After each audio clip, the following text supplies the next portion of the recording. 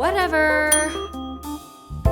With this being our second successful guest on the show, we're really excited about this format. So if you or someone you know has a great story or great message, please reach out to us on YouTube, Reddit, or Instagram. We'd be excited to learn that story and see if it's a great fit for our podcast.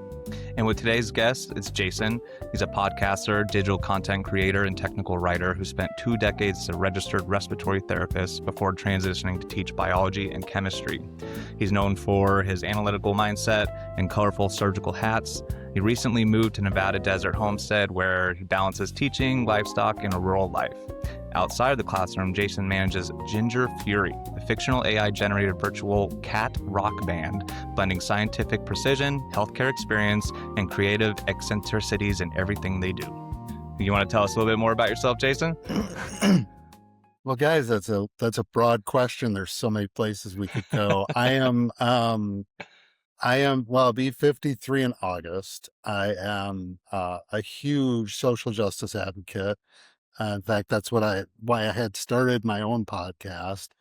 I have, along that journey, found out that I was neurodivergent, and by that very nature was marginalized without even knowing I was being marginalized. Um, I love teaching. I love living out in the middle of nowhere. We are looking forward to raising ducks and emus. And what I really want is to have a ghostwriter for my autobiography, because we could spend days talking. I always joke about my stories because they sound so unrealistic, but the people that were there know they really happened, and some of those people are still around. So I love to tell the stories about me growing up. I was a Gen Xer. So Gen Xer, as we know, grew up a little bit different. We are a little bit used to being on our own and figuring things out. So I love to tell those stories. I had been transient for a while, from about a little over 18 until a little under 21. And I found out later that that was a rare occurrence because most people did not make it that long. I've been a respiratory care practitioner where I dealt with trauma and everything from the smallest neonatals to the oldest that were still with us at the time. Loved the job for a long time, but healthcare has a lot of things to talk about too. I went into teaching. I didn't want to. In fact, I did not want to be involved in high school or middle school, anything ever, because my kids Understandable. were grown. But when I was looking, I was burned out in healthcare, and I was looking. And so I would go and ask my coworkers because they knew me so well. And I'd say, hey, maybe I should do like computers or programming. They go, no, you wouldn't like that. Okay. How about if I do, and I kept coming in with different things. And one day I walked in and I was joking because I had seen a sign on the way to work about becoming a teacher. And I said, I got it. How about if I become a science teacher? And they all went, that's what you should do. And I went, okay, I guess that's what I'm going to do. And here I am 8 years later. I had to quick do my bachelor's degree, but That was I my got question. I got into teaching. I started with a virtual school because I graduated just as COVID was starting and everything was being shut down, which made it really hard to find a job. And then I went and worked in a brick and mortar school. Off of that, I joined Teach for America, and they brought me to Nevada, which I love Nevada. But they also opened my eyes to a lot of the social justice things I didn't know, which, me being neurodivergent, instantly made me dive into that to learn more. And the more I learned, the more I understood that this was just like when I was a Gen Xer. See how I tied that back in with that? But it goes back to that because that's what we were. We were always fighting what we thought was right. We wanted equity. We fought to end apartheid. We fought to end nuclear arms races. And then we all had kids and we kind of fell asleep for a minute. And then what I say when I learned about what I've learned now is it was like being woken up. And when I realized what I saw, what was going on, this dumpster fire of a world that I woke up to, it was time to put the jean jacket on and surgical hat now instead of a backwards baseball hat. But still, the fight was still in me. So I started fighting, and I built a beautiful community on Facebook that was mostly BIPOC community and LGBTQ community. They really they took me in and taught me things that they wouldn't normally think they needed to teach somebody. But once I got a few friends in those communities, they saw what they told me was they saw that I was sincere. And so they started teaching me about the problems they were having and what marginalized meant and why they felt marginalized. And as I was learning all that, I built this community. It took about 3 years. I was a little over 600 followers on Facebook. I started out with 3, and somebody cloned my page Ugh, and used the clone to leave derogatory comments on my friends' pages. not surprised. So yeah, so one of them reached out to me. Obviously, they're like, "Yeah, that's not him. Why would he Yeah. do that?" So I had to shut everything down, and I couldn't Bummer. take the chance of trying to explain it because there's no way I could prove it. Nobody was going to do anything about it. So I had to let it go. And on the upside, that's when I discovered Ginger Fury, my AI cat band. Yeah, let's hear more Right about on. that. That's an intriguing little fact that you threw in there. Yeah, I like to. They're just getting set up to tour right now. They have their own Facebook pages. We have Ginger Fury featuring Princess Fluffy Butt, and then Bart, the gray tiger cat. He's kind of emo, but they have their own pages on Facebook. They are not posting a lot right now because they're getting ready to tour, but we're hoping to have live video from the tours for them and post some other things, some interviews we want to get together and post up there. But they started, of course, because I don't want anybody to think I'm trying to get away with anything. Of course, this is all AI generated, but they are our animals. I just use their pictures to do the generation. Mhm. And I'm a very good storyteller, but I am not a very good artist. So for me, it was a real big blessing just to be able to do it. And when I posted it and saw people really actually looking at it and watching it, it started to grow a little bit. So they will be back out once they're probably closer to August. They're going to go do this quick tour over in Europe, and when they come back, they'll post some stuff. But How does yeah, the I tour mean, work? well, right now they're kind of on the underground, so we just pick up little clubs, over in Germany and stuff. Nothing big. We'll have pictures and video at the end of the tour for sure will be available, but they're easy. I mean, you don't really have to do much. They like their cat treats. They especially like these ones. They're called Meow Joanna. They like those a lot. I'm not really sure why, but it's their thing, so we let them have it. And Bart is a little bit, those emo kids in high school. They're always like, whatever, man. He's kind of that's him, really. But he stays with Princess Fluffy Butt in this band because Bart had a really bad catnip addiction, and she helped pull him out of it. So I, Absurd. tried so It's hard. absurd. It's not Well, okay. you did say you're a good storyteller, but I do I enjoy that.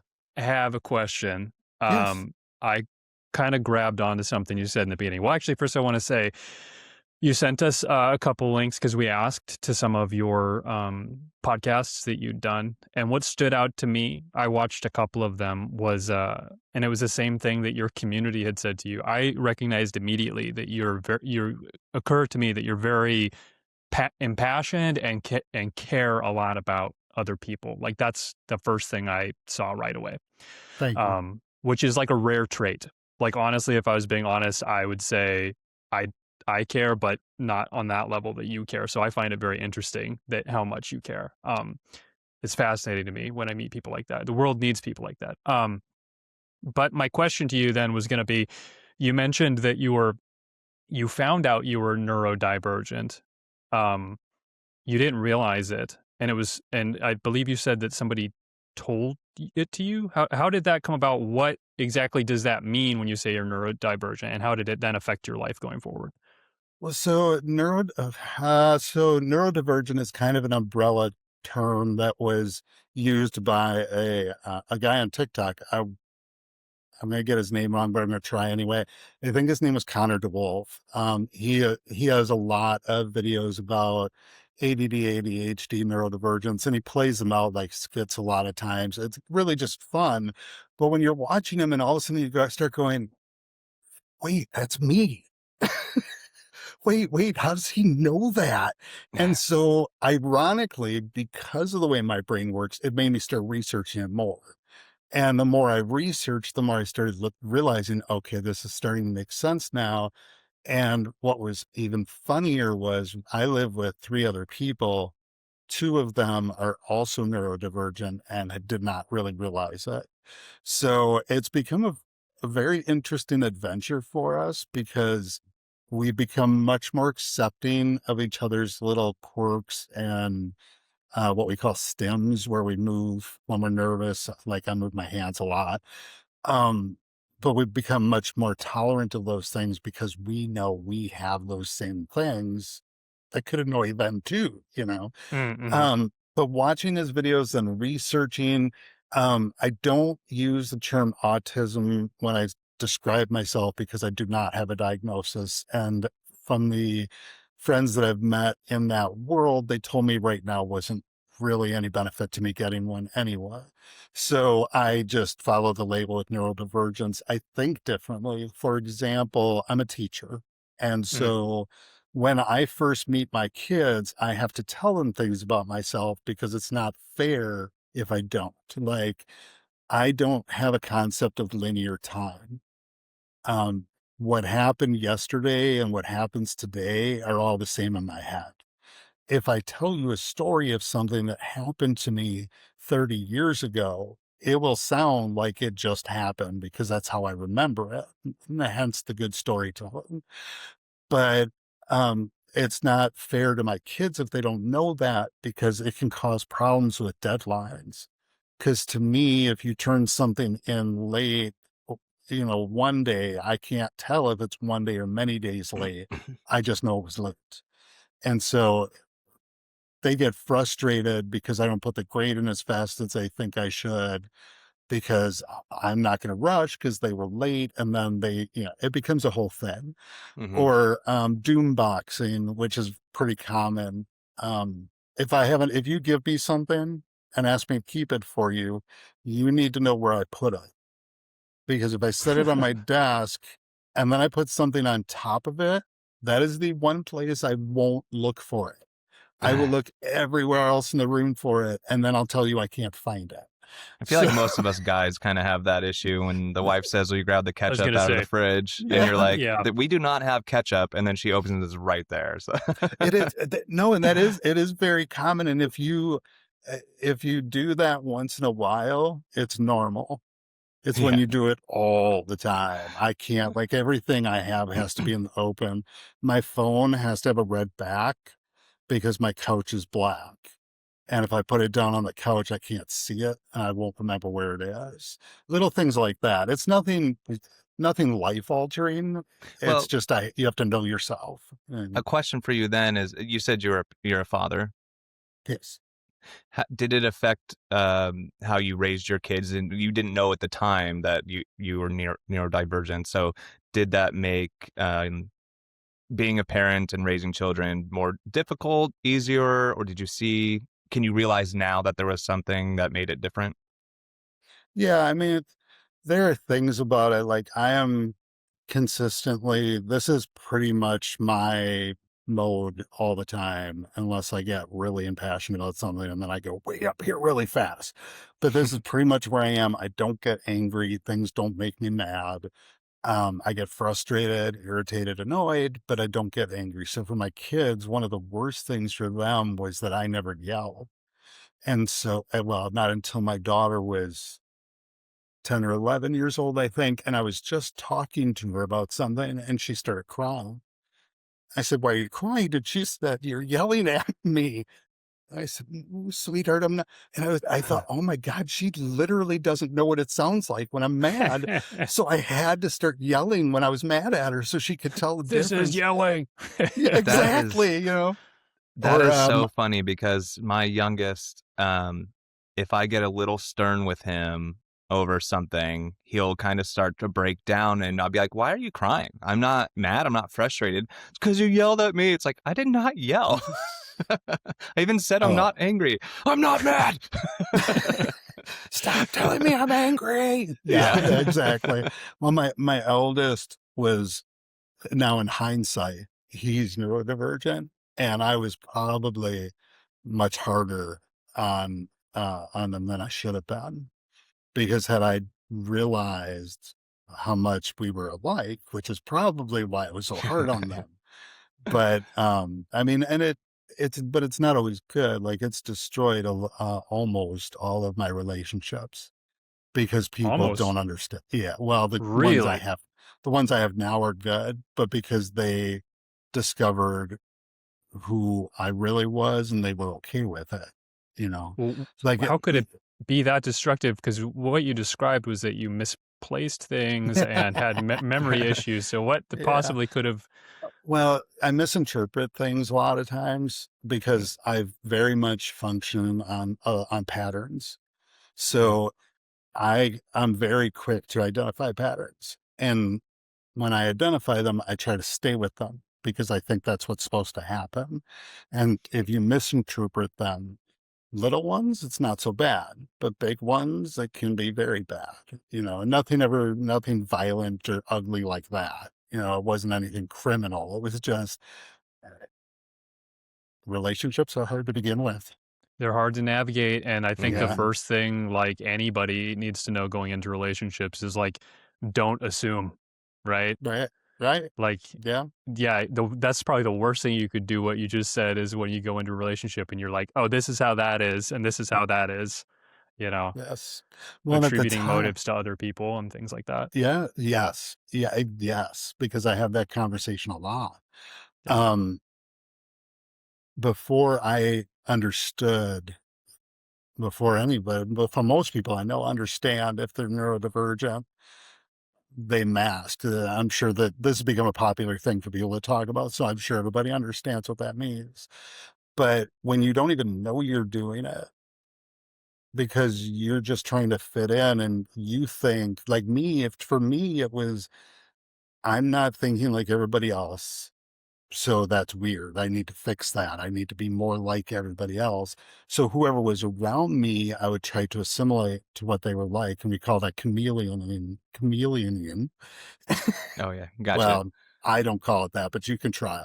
Um, but I mean, we get very good at it. And on top of that, my grandfather was a local actor, and it was a little town in Wisconsin, but he was very show business oriented. So I was raised up to learn how to act too.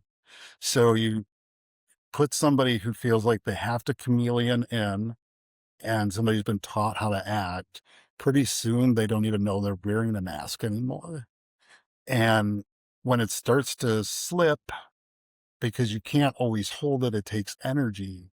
And when it starts to slip, a lot of times that causes problems in relationships. And the family I have now, my wife and our adopted sister and one of our boys, one of our sons, we understand each other to the point where I don't mask anymore. It came off slowly. I mean, when we started to realize that there was something different in the way we thought, I didn't just rip it off and be like, "Hey guys, this is who I am now." Because it was an evolution for me too. Right. It wasn't something because I didn't even know I was doing it. And so as I started to do it, it started to feel really good. I didn't have to hide who I was. I didn't have to pretend like I thought like everybody else. And the family I have right here, they accepted that. And that's hard to come by because if I had been unmasked from the beginning, that would have been more fair to everybody I've ever met. Right. But I didn't know I was doing it.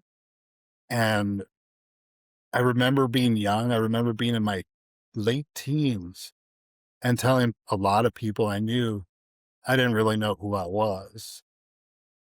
Sorry, I yeah. just I was so busy Real trying quick. to be no, so I mean, but it's a weird thing. It's a weird thing, but it's been a good thing. And um I think because my wife says I'm always go with the flow. She always says everything always works out for me because I accept whatever the outcome is, which is I like true. that. It took me a while to accept what she was saying, actually. I was like, "No, it always just turns out." But she was right, but that's kinda how you have to flow with things to get where you wanna go. You can't let everything that doesn't work out exactly the way you wanted to hold you back. So, for me, when I was telling those people that's where I was, when I was telling them when I was younger, and I don't really know who I am because I'm always trying to pretend to be somebody else and trying to be who everybody wants me to be. It didn't even occur to me. I mean, I was a kid, so it didn't even occur to me that I was right. That is what I was doing. On the other hand, now the freedom I have with the family I have has been amazing. I can do things like, I don't know, man. It's hard to explain. You just do weird stuff No, sometimes. Like, that's great. I've got you a know, kind of a follow-up question. So yeah. you put a lot of passion into, social justice, like you said. Do you feel like your diagnosis, if you will, has made, and your understanding of that has made you, has pushed you towards being a social justice warrior and trying to push other people's up or kind of understand exactly what they're going through? Yeah, it's a weird thing. As I've learned more about it, clinically, what I learned was people with neurodivergence literally have more neurons firing. So when we say we feel something more than other people, it's not just uh, a form of speech; it's a clinical truth. And so, like when I have a completely ridiculously uh my need for justice is just absurd. It is. And it's something that in a human world we'll probably never see. But it's so important that we keep trying to get it. And so I got this sense of justice, probably, yes, it probably is enhanced by that a lot because when I hear other people's stories, it affects me so heavily. I used to have to take pretty long breaks between interviews with the more serious people because it would drain me so much. Uh, and again, that is also associated with that, as I understand it. They've done It makes like, sense, like being overstimulated. yes, yes. Oh, yeah, that happens a lot. And that's just everyday stuff. But that's the weird thing too, is it's like one day, and we joke about this all the time, because one day you could have a one-man band in here while everybody's talking at the same time and somebody's juggling, wouldn't bother me at all. But then an hour later, a fly can land too close to me and I'm completely melting down about it. Slight exaggeration, but you get the point, right? So Yeah. it's weird though, because there's no way for somebody who doesn't experience that to understand it's not you. You are never the problem. You are never the reason I am overstimulated and melting down. It's just this moment, you're the catalyst for it. That's all, you know? Yeah, and I see Well, that I a think lot, and yeah. I know you said that it's you don't technically have, like, an autistic diagnosis, but I see that a lot with the a lot of autistic people is, Yeah. like, they just get so overwhelmed in the moment by something minimal that you're doing to or with them that it might Yes. trigger something. Sorry, And man, I go think ahead. a Yes. I think a big part of it is, like you just said, you masked, you chameleoned, you did everything you could to try to be what you thought you needed to be to assimilate. But I think that we had on another guest recently, and she wore herself out trying to go against what her soul, if you will, was telling her to do. Yeah.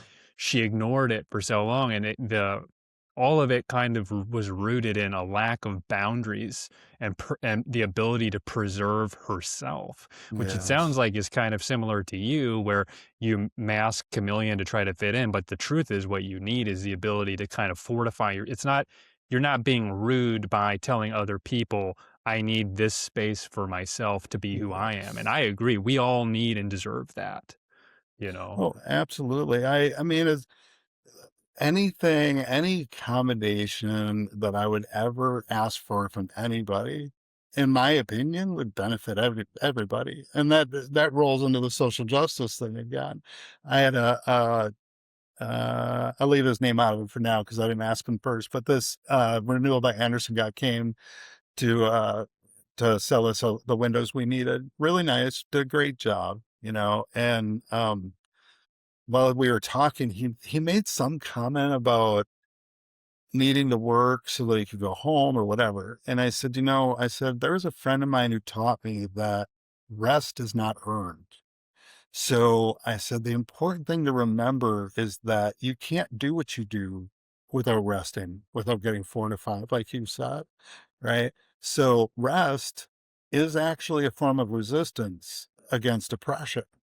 So rest. And while you're resting, know you're resisting at the same time. It's a Yeah. win-win.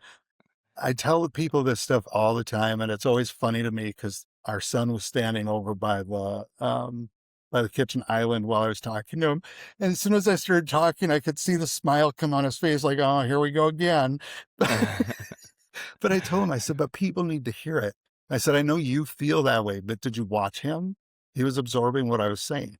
He was hearing the words and they were hitting him. And what he does with that, I don't know. But people need to hear it. So I'm always talking about stuff like that. And the family, I have the most supportive family in the world. I neglected them for almost 2 years while I was doing the podcast, more than I do it now. And I offered to shut it down a few times, but they felt that it was that important, so I kept going. That's great.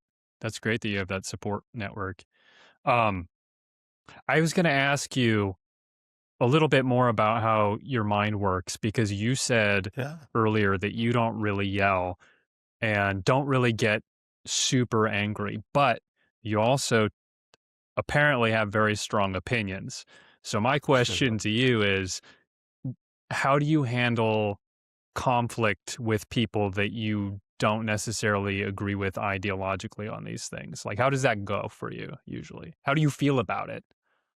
So that's a really good question. I like that question.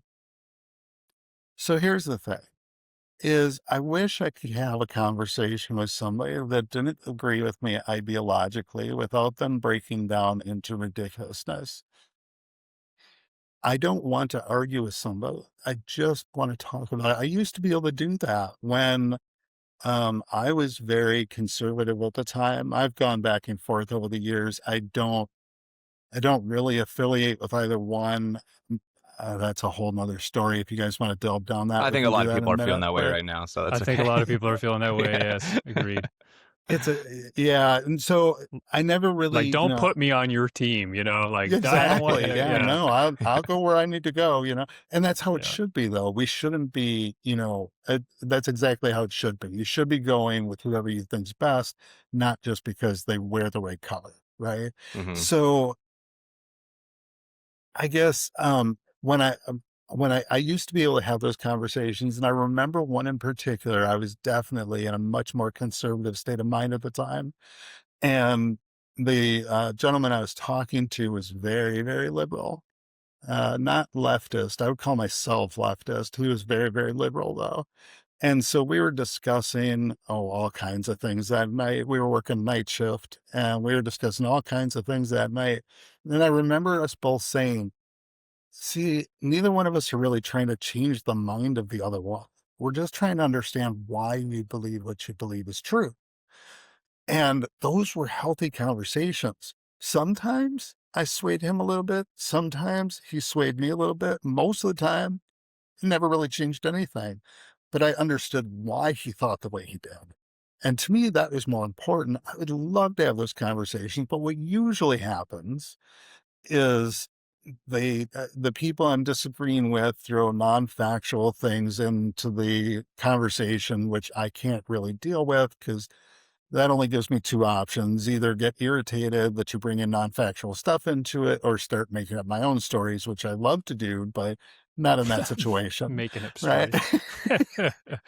And it's frustrating. When I was doing Facebook, I would get a lot of things posted, and I would have to do a lot of fact checking because the stories always looked real. Yeah. But to get into a conversation with somebody who would actually bring facts to the table, that I would do well with. When I get frustrated, I stop talking. If you're going to That's argue healthy. with me and you're going to use Hmm. illogic, which I mean, I use when I argue with my wife all the time, but that's different. So, but if you're going to do that, I have nothing else to say. So I usually just start to say, okay, okay, Yeah, That's that's kind of you're what I fine, right. do too now. which So then, yeah, makes them more angry, but that's I not why like what I'm you doing it. said you about, gave me just trying goosebumps. to, Yeah. yeah. I genuinely got goosebumps when he said that. When he was talking about like that old school mentality of just talking. It's Yes, Yeah. okay to disagree. yes. So yeah, that was Now, kind of what I was going to piggyback on too, was that you said, it's it's okay, like I can understand the way you think. And so it's more so people are looking to be like accepted, or instead of understood. And I find that being understood is way more important than being accepted by somebody. And that, so when you said that, that's kind of what made me feel. That's how I like to have conversations with people, is try and understand where they're coming from, even if I disagree. Because, like you said, we're not going to change each other's minds. Um, but somewhere down the line throughout our lives, things happened, and that helps us go one way or another on our ideologies, and sometimes they're mixed left, right, center, all over the place, and that's probably how most of us think. We're just not told that. And then to yes, piggyback off of what you just said, understand it and accept it. I feel like those can coexist with each other. You can try to understand and also accept that difference of opinion. We don't have to not accept each other just because we understand the difference. You know what I mean? I can live side by side with somebody that I ideologically disagree with as long and accept them. I can accept that I disagree with their opinion, but that's okay. I can still be your brother, you right, know? right. Yeah, Um, absolutely. Yeah, absolutely. Well, and that's, if it leads you, any conversation you have with anybody who, I don't want to use adversarial because it sounds negative, but it shouldn't be. If anybody has an adversarial opinion, you should, of course, bring your facts to it. But when you're done, you should also go fact check yourself. I've spent, here's a, maybe you guys will understand this. I don't mean to imply that you're neurotypical or anything, but maybe you'll understand this. So I used to work at a place in Wisconsin when I was doing respiratory, and I got into a discussion with one of the women there. Now, a little background: I'd been out of the state for about a year before that and had just come back. And we were discussing a medication law, and she was telling me something that I thought was untrue. And so I told her that. We kind of debated it for a little bit, but then she had to leave. So I looked it up and found out she was correct. So she comes back to work, and I mentioned it to her. I said, "Hey, just so you know, I went ahead and verified that, but you were absolutely right. Thank you for letting me know. I didn't realize I was wrong, but it gave me the opportunity to look it up because you were telling me something different." She tattled on me to my boss like I did something wrong. And I was so confused because You told me I I was always, right. yeah, my boss said she's upset because you fact checked her. I said, but I told her she was no right. fact checking in the office. You say I fact checked myself. That's what I did. Yeah. Well, and I said, I told her she was right. Why would you be upset about being right? I don't get that. I think, So yeah, you I took tell it people all home the with time. you. It made her y- uncomfortable. Well, I tell people all the time, please fact check me because I know I make mistakes. I mean, I do research, I do my own stuff, I make sure that I'm pretty accurate, but I make mistakes. In fact, I tell my students they get more rewarded when they correct me when I make a mistake than when they answer a question correctly on their own. because if you're paying enough attention to notice I make a mistake, then you're doing, and I do it. Man, I wish I could say I did it on purpose, but I do it all the Yeah. time. I And they do think catch me. They do catch me. part of that that ability to fact check yourself, I just think comes with maturity as you get older. And so when you see the people that wholeheartedly just will disagree with you no matter what you present them, that they're just not fully matured yet. I don't care if they're 25, 35, 45, 80. There's something in What's their brains not fully matured. You need to be able to understand that it's okay to be wrong. We Yeah. just see way too much of it today. it's also like having a genuine interest in the subject you're talking about, because a lot of people that'll argue with you over stuff don't really care that much, and so they won't look into it because they don't care if they're right or wrong. They just want to spout off. But like you Hmm. said, you've been, probably because you're neurodivergent and you get invested in things, you're like, I really want to get to the root of this. I'm genuinely interested in the Yeah. questioning and coming to a conclusion on it. And I mean, I feel the same way. I was going to That's say, why you're just like that. I like talking, and it's like I get upset when I can't talk about something. That's what pisses me off. Like if I see something and I think it's wrong and I say that and then I Mm. immediately get in trouble for saying that, that's what upsets me, because I'm Oh, trying to yes. point something out in my head that I can see, as I interface with the world, that's wrong, and I'm not allowed to say it, right? Yes. Yes. That's Well, and everyone that else's problem. That's not my problem. I never knew. And that's an issue too, because I don't know where the stop sign is. When I worked in healthcare, man, I used to get in trouble all the time for saying things that I wasn't supposed to say. Well, when I first started, eventually I built a reputation and I got away with a lot of shit.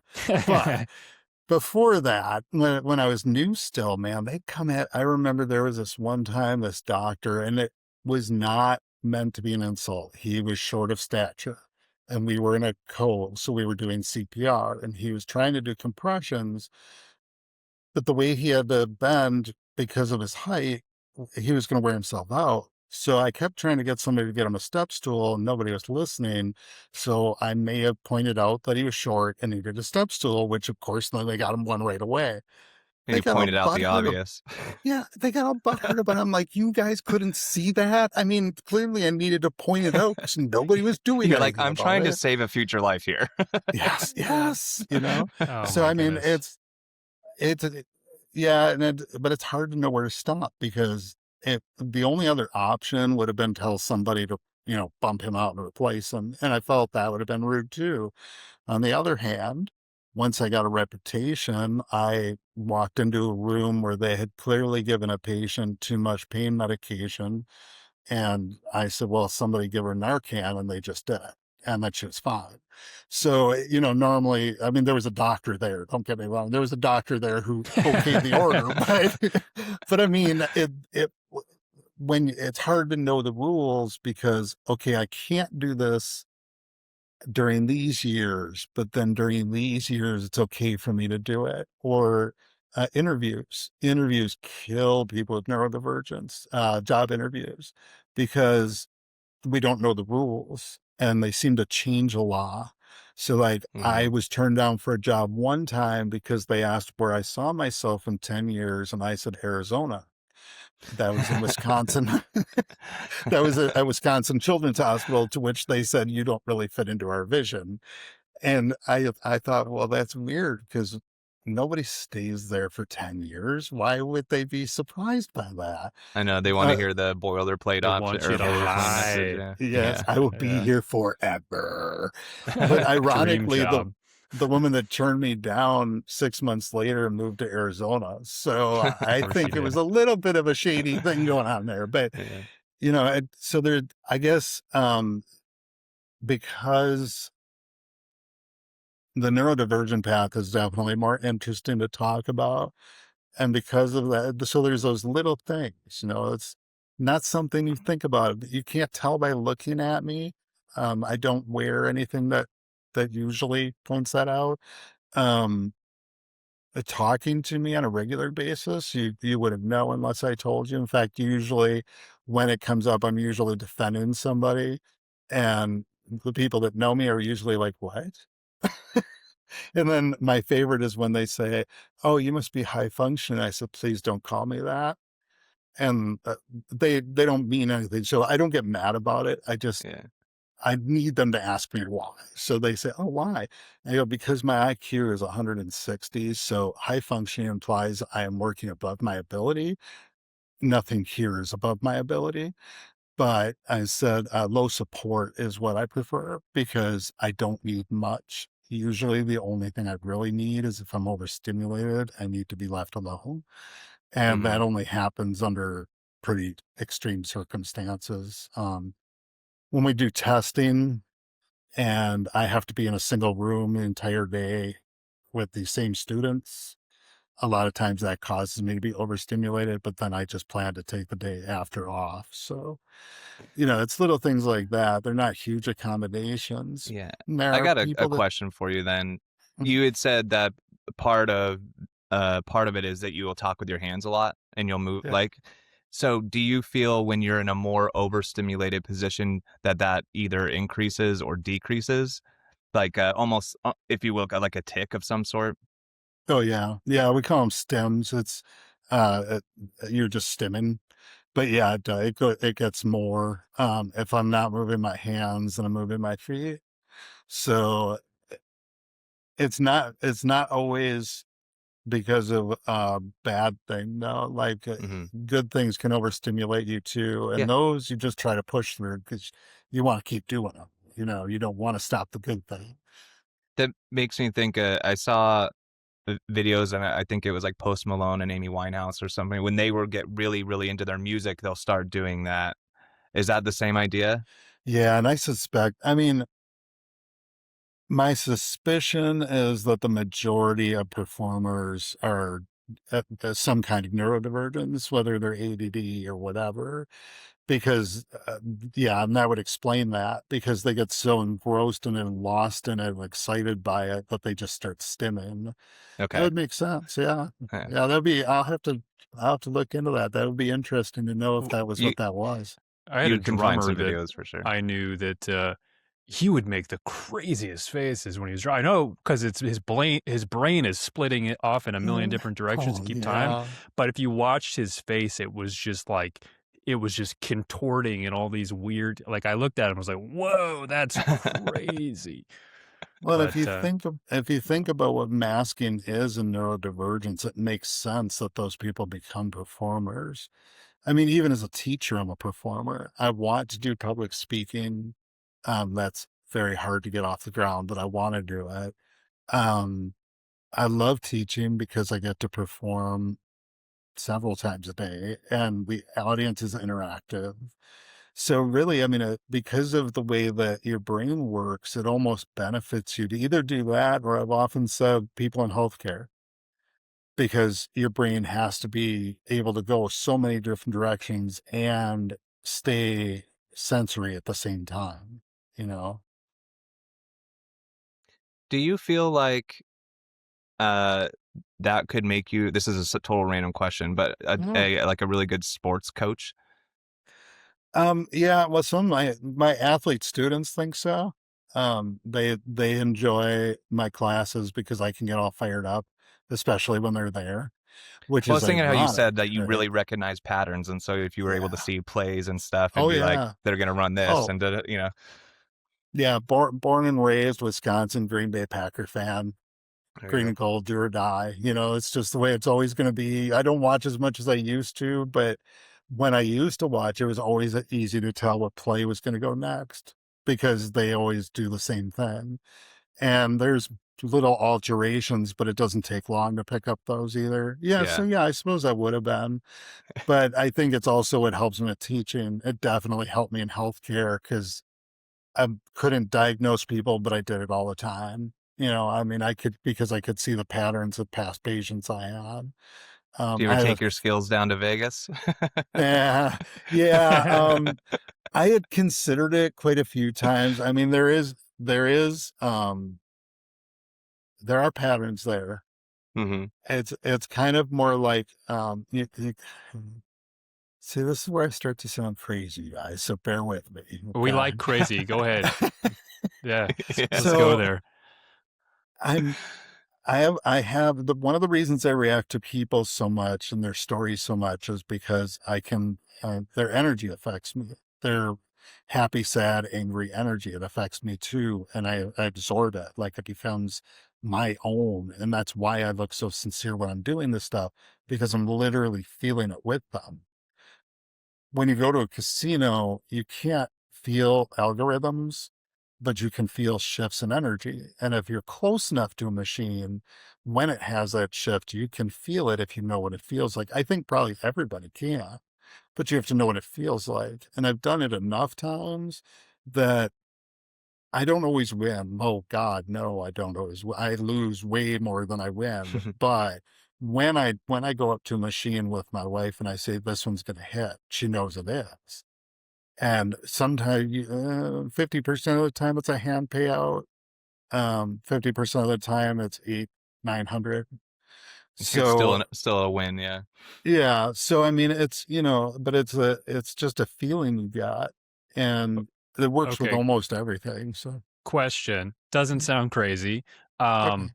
Does sound spiritual. Do you consider, so when you talk about energy, what does that mean to you? So I'm pretty open, I guess. Um, we usually refer to the energy in our house. We usually refer to the energy as like the god and goddess, but they're just to us it's more symbolic. We don't think Mhm. I believe there's a deity, I but I don't know that I could put a name to that deity. think that's fair. I That's fair. don't Yeah. Yeah. I don't consider myself monotheistic because it doesn't Yeah. make any sense to me. I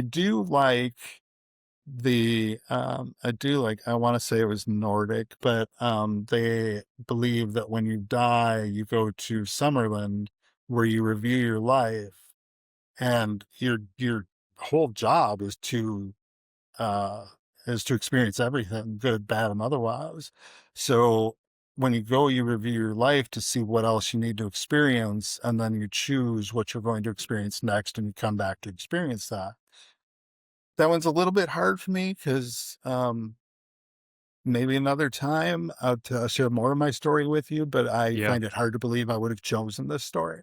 So, but I mean, nevertheless, if I need to experience everything, I need to experience everything, right?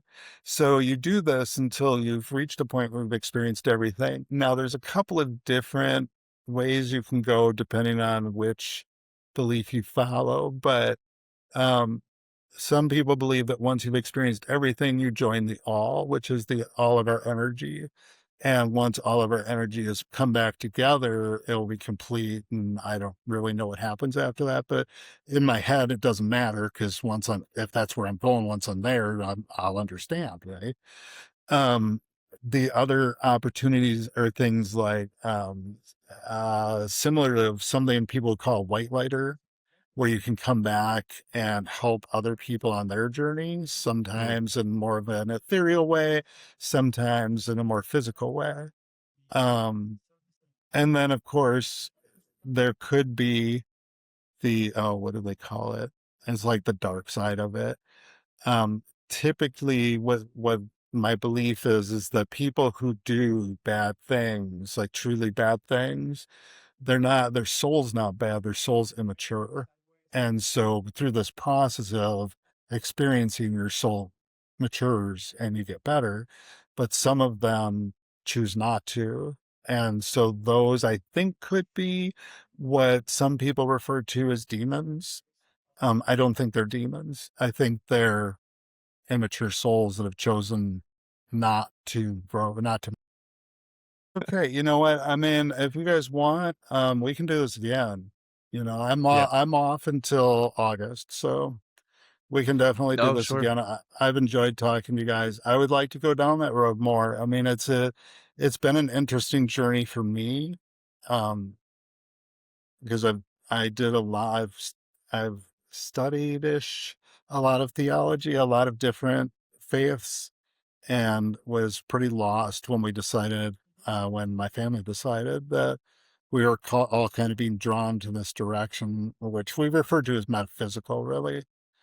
But it's been interesting, and I've learned a lot, When and you it's been good for yeah. me. So, When you say metaphysical, it sounds like it's where spirituality and science it's the area between what we can explain with science and then kind of where the spirituality comes in. But I want to say thank you for being such an open book and going into that. That is really like oh, beautiful. no And that's problem. exactly what I want to hear. Yeah, yeah, yeah. So Well, it's awesome. like I said, let's do it again, man. Yeah. So shoot me an email. Tell me when you guys are good for. I'll look at the family calendar and they'll figure something out. I'd love to. You guys were very comfortable to talk to. Oh, happy to hear. We really enjoyed Happy to hear you it. and your story and your journey and Y'all are in helping us even Alaska? understand. I live in Alaska. He lives in Washington. Yeah, Oh, I'm from Washington. Alaska as well. Yeah, Really? yeah, we So grew up together as kids. how Yeah. did this start? Just wanted to chat with my buddy more. And so Yeah, we we were figured, most of our I love episodes are that. just us, and we just thought, as we got a little bit further down this road, it'd be great to find people with stories, and have them be able to tell their stories, introduce that to the world, and hopefully we can grow something beautiful here. Yeah, I yep. totally have fun with it, man. It was such a blast. I was doing full stack, so I was guest procurement, editing, hosting, producing. I did it all. Yeah, we're kind of splitting some of that stuff Distribution. together, which is Yeah. nice. He does most of I the work. when I didn't I Now, didn't know. I didn't know till I had met this one person who never actually ended up being a guest, became a really good friend, but never actually came on the show. And they had asked me one day to list out the jobs I was doing for the podcast. I'm like, yeah, whatever, okay. So I sat down, I started waiting, and I'm like, Jesus Christ, no wonder I don't have any time. This is right? all I do, man. Yeah. Thankfully Kind of now with need to. AI, it helps us a little bit Yeah. move things a little faster. Oh, yeah. Oh, So, it's yeah. yeah. Next time we can talk about, because you're such an open book. We kind of went into the neurodivergence. We did spirituality and things like that, but we didn't really get. You said you have some really interesting stories about your life, and I kind of Yeah. want to get into that next time. I kind of Yeah. Okay. want to chart a course from young Jason Uh-huh. all the way up to where you find yourself today with the kids. You work with a multicultural kind of environment, right? Yeah. Oh, Um, yeah. what are the things that you're getting fulfilled from with that? What are they interested in? Because we don't talk to a bunch of kids, so I'm kind of curious to figure out what they're Just talking my own. about. And They're yeah, just his amazing, man. kids. They Yeah. are. I tell people all the time they're amazing. I had started teaching in North Las Vegas, which is not what everybody thinks it is. It's actually a really nice little area. Far North Las Vegas is definitely underserved and shows the appearance of that. But when I started teaching at Canyon Springs High School, I'd gone to the pharmacy to pick up some meds, and the lady saw my ID and she goes, "Oh, you teach?" And I said, "Yeah." She said, "Where?" I said, "Canyon Springs." She said, "Oh." And I looked at her I'm and I said, sorry. "Ma'am, please don't do that." I said, "You don't know my kids. You don't know their families. Please do not disrespect them by speaking about them like that." And I she love said, that. "I am so sorry." You're so Oh, but protective. I want to know more about this. Yeah. these kids are amazing, man. I mean, yeah, they piss me off, but they're Of amazing. course, of They course. they will push you, but every year it's so funny because the ones I think hate me always come to me at the end. They're like, "Oh, we're gonna miss you, Mr. Richland." I'm like, "Whatever, dude. You barely were in class. What are you talking about?" But I accept them for who they are. They show up once a week. I'm like, "Cool, come on in, bro." I mean, you're not going to be able to keep up with the stuff, but sit down, chill out. At least you know you're Yeah. safe here. So whatever. Yeah. So Well, I would that's love to do great. that, guys. I would love We to do will. that. We'll Thank definitely you. do it again. Maybe we'll get you Yes, involved sir. in the wheel back here. I think you'd be pretty great at that. I think you'd be great Sounds at the good. wheel too. With this being our second successful guest on the show, we're really excited about this format. So if you or someone you know has a great story or great message, please reach out to us on YouTube, Reddit, or Instagram. We'd be excited to learn that story and see if it's a great fit for our podcast. Thank you guys so much.